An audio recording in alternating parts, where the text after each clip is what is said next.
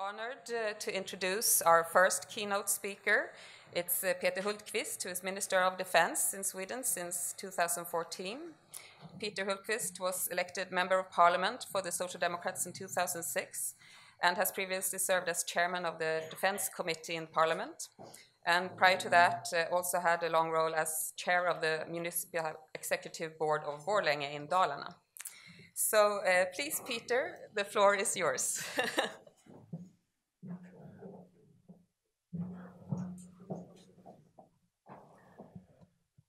Thank you so much.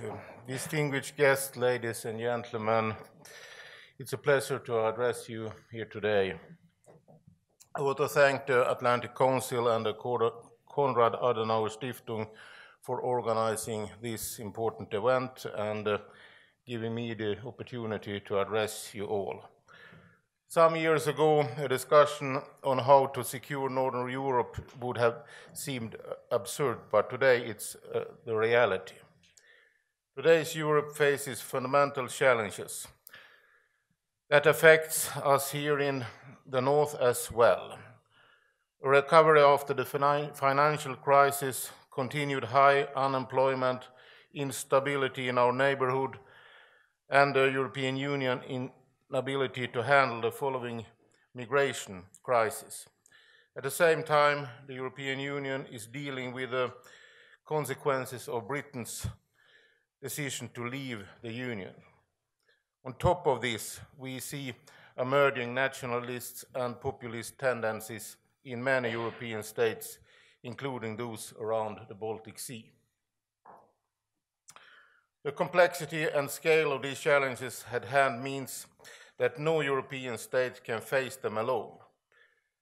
The situation in our region calls for more and deepened cooperation, bilaterally as well as multilaterally. I will address these in detail further on. For a number of years, Russia has invested heavily in modernizing and rearming its armed forces. Russian military capability has increased since 2008.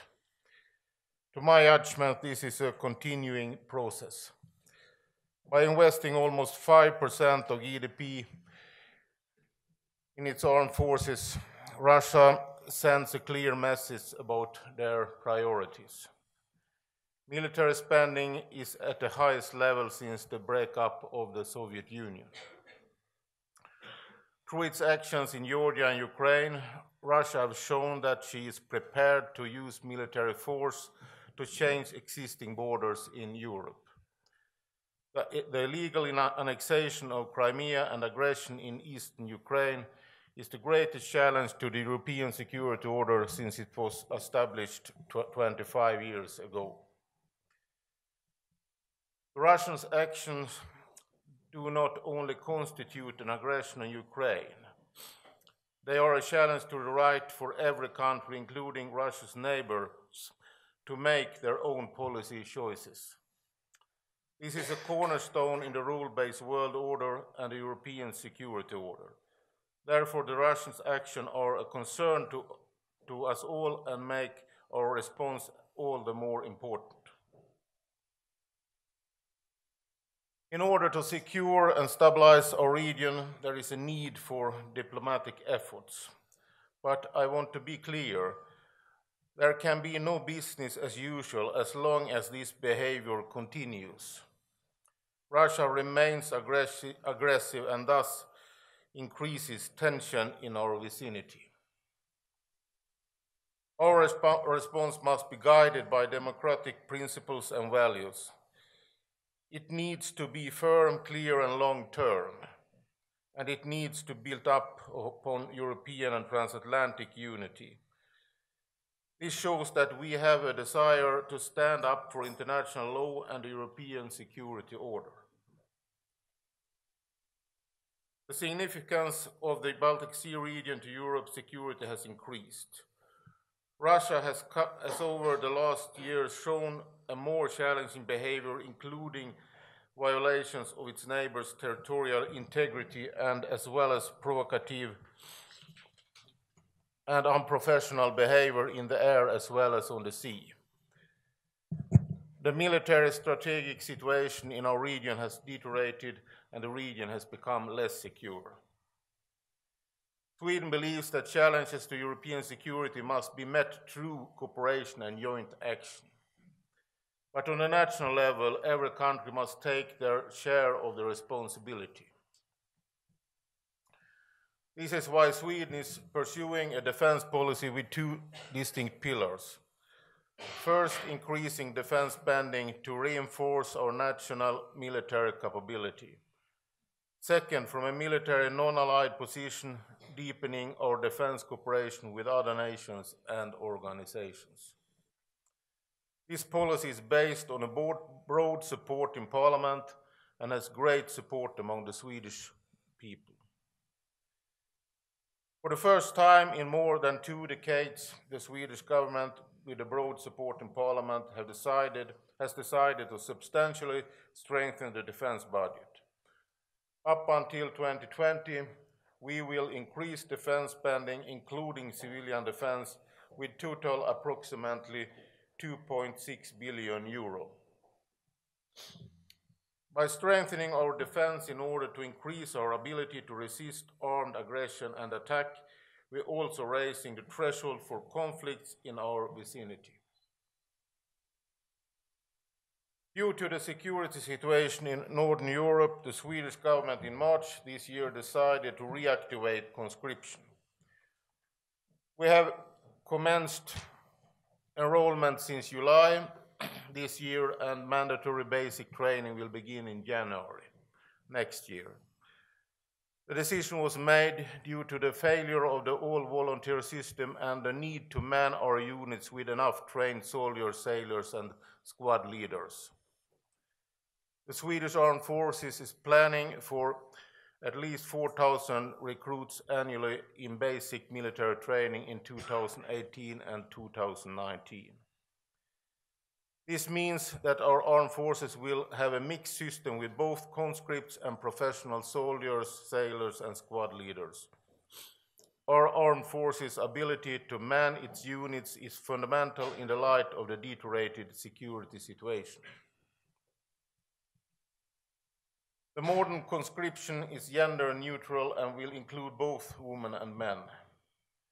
Of just over 6,000 young persons called for enrollment, almost 25% are women. We believe that this will increase the number of women in the armed forces and thereby making better use of the whole population in strengthening our warfighting capabilities. Another example of Sweden enhancing the warfighting capability of the armed forces is the combined armed exercise Aurora 17 conducted in September. This was the largest military exercise in Sweden for over 20 years. The exercise involved some 20,000 Swedish soldiers, sailors, and squad leaders,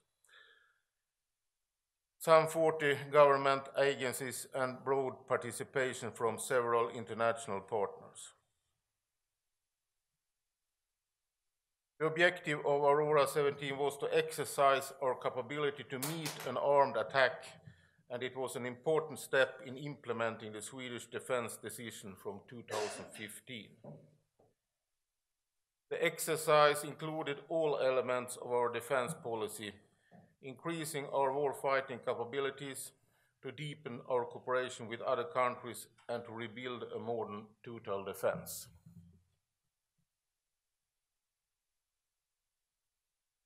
The first impression I received have been to the most parts positive, but have also shown that there will still is work to do. We will therefore continue to participate in and host multinational exercises in our region. An intensive exercise pattern in the Baltic Sea region is important. Every exercise is a signal that we and individual countries, as well as together, will do what is needed to defend ourselves in the worst, if worst comes to worst. Sweden firmly believes that security is best built together with others. This is a core principle in Swedish security and defense policy. We are deepening our cooperation with our Nordic neighbors, in particular with Finland, the Baltic states, the European Union, NATO, and the United States. The transatlantic link is key importance, as well as unified European response to the events challenging European and global security. The cooperation between Sweden and Finland holds a special place in both our countries' society and defense policies. It aims at increasing effect and efficiency through combined use of resources, increased interoperability, and close dialogue on common challenges. The cooperation also includes planning for scenarios beyond peacetime. Such planning and preparation shall be complementary to, but separate from, national operational planning in the two countries. This creates the possibility to, after necessary national decisions, act jointly and thereby contributing to a higher threshold for conflict in our vicinity. The deepened cooperation between Finland and Sweden will remain central to managing current and future security challenges and thereby contributing to stability in the Baltic Sea region. Considering our common history, our shared culture and values, as well as common geostrategic position, Sweden attaches high importance to the Nordic Defence Cooperation, NORDEFCO, as well as our cooperation with Baltic states. By acting together in predictable and consistent way, we contribute to peace and security in our part of the world.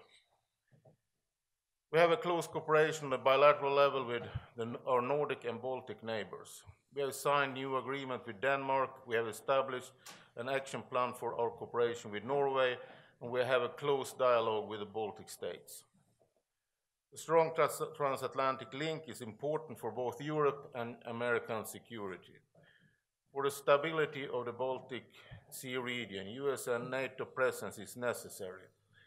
Therefore, we welcome NATO's enhanced forward presence, and we welcome the US efforts to further strengthening its presence in Europe.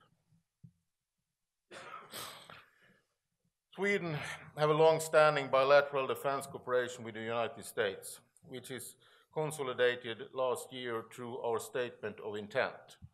The Statement of Intent covers 5 broad areas: interoperability, training and exercises, armament, research and development, and multinational operations. We take important new steps both at the political and the military level.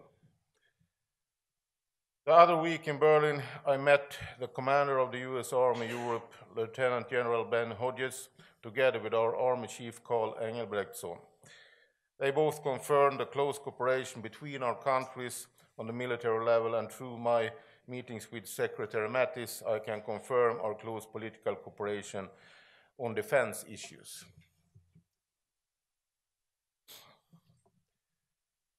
The substantial American participation in the Swedish exercise Aurora 2017 and the comments I have gotten from them afterwards is also a signal of this.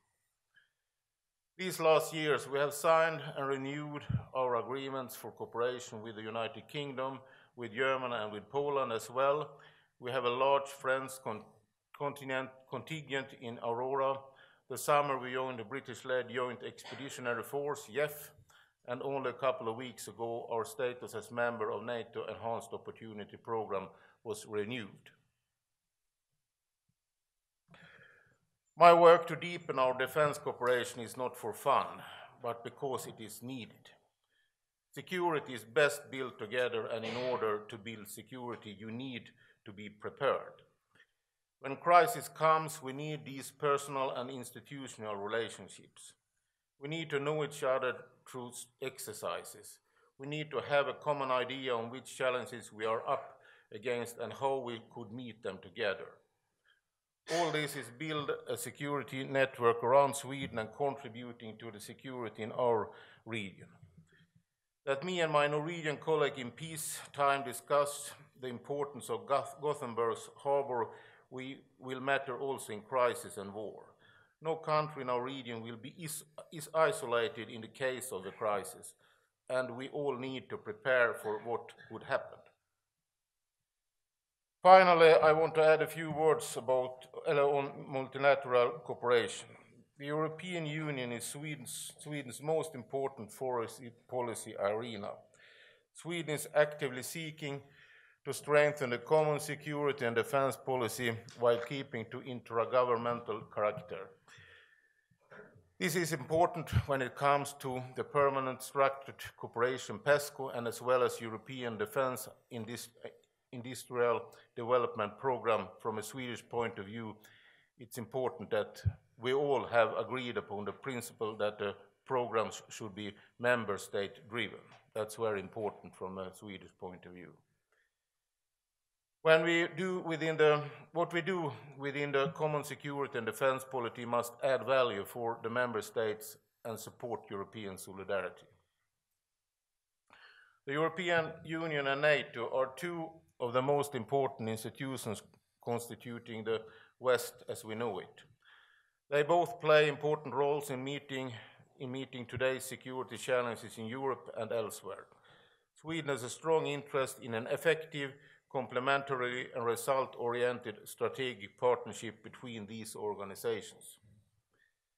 The importance of Sweden's partnership with NATO has grown as a result of the negative development in our close vicinity. Political dialogue on common security challenges and how to counter them is essential, and we are looking to further strengthening our cooperation with NATO in regional crises. The challenges we are facing point to long-term destabilization. What we some years ago believed could only happen elsewhere are now reality here. Populism, nationalism, and more intense military rhetoric are now everyday issues in our once so peaceful region. This is what we have to face, and we must do it together. Thank you for listening.